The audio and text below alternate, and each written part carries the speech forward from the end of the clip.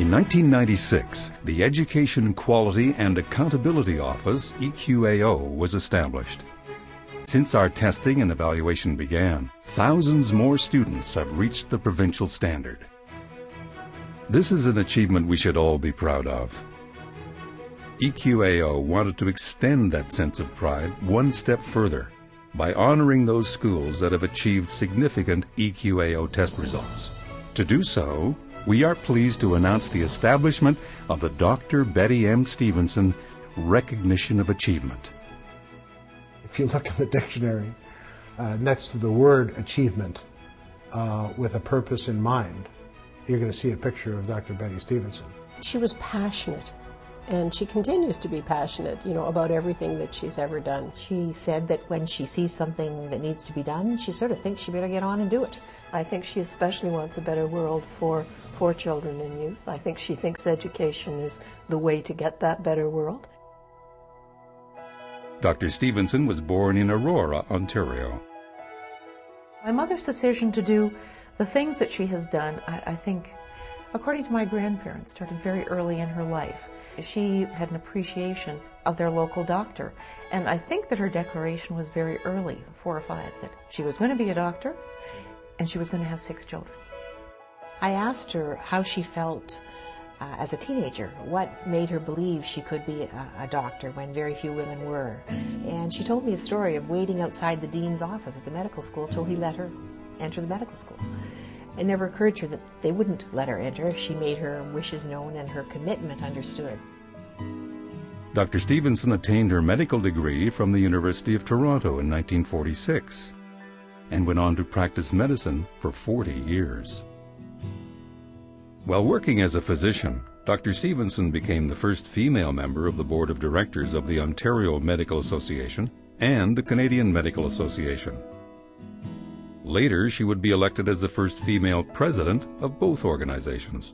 Bette, I think, was determined to show the men of Ontario and Canada in the middle and later decades of the 20th century that Charlotte Whitten was right. Women could do it at least as well as men, and usually much better. In 1975, Dr. Stephenson left her medical practice to run in the provincial election. You have to ask yourself, why did she go into politics? She didn't go into politics for an end in itself. She went into politics as a vehicle for making a difference in the lives of her fellow citizens.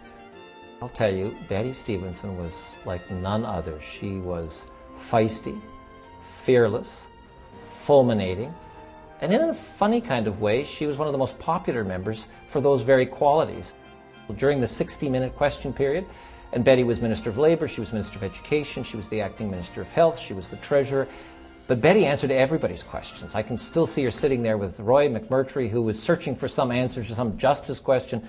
Well, Bette, his seatmate, had a much more colourful and prompt answer than my friend Roy was ever able to summon up. In 1978, Dr. Stephenson was named Minister of Education and Minister of Colleges and Universities. I think particularly of her incredible commitment to and leadership of what became known as Bill 82, the special education legislation. And the fact that kids who have special needs, who are disadvantaged through no fault of their own, now have a leg up.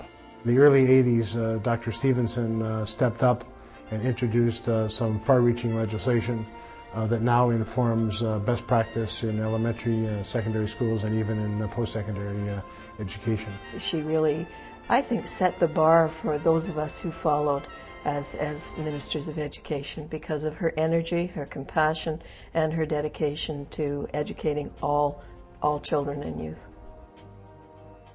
In 1987, Dr. Stephenson retired from politics, but her commitment to public life and education didn't end there. I think retirement is a word that doesn't make much sense to Bette because engagement is her modus operandi, her modus vivendi. It's the way she has lived her life, and I suspect it's the way she will always live her life. In 1995, Dr. Stephenson joined the EQAO Advisory Board. In 1996, she was appointed to the Board of Directors, which she served on for 12 years. When she was Minister of Education, she wanted to, or she had a vision of seeing something like EQAO established in this province. And I believe that this was her way of finishing the business of ensuring quality education for children in our schools.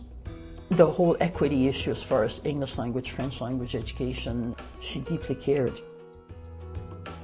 The other area where I think Bette was extremely helpful was in communicating to the public at large and to the educational community the ways in which we could all work to improve the opportunities for students and their success. Dr. Bette Stephenson is a remarkable person. So remarkable, it's hard to sum her up in just one word. I would say that the best word to describe Bette would be resilient. Generous and brilliant. Sweetly tenacious. Intrepid. Determined. Fantastic. As a whirlwind, but you could describe her as a firebrand. Dogged, determined, definite, and perhaps most importantly, dutiful. Dr. Bette Stephenson's commitment and work has been recognized with many tributes and awards.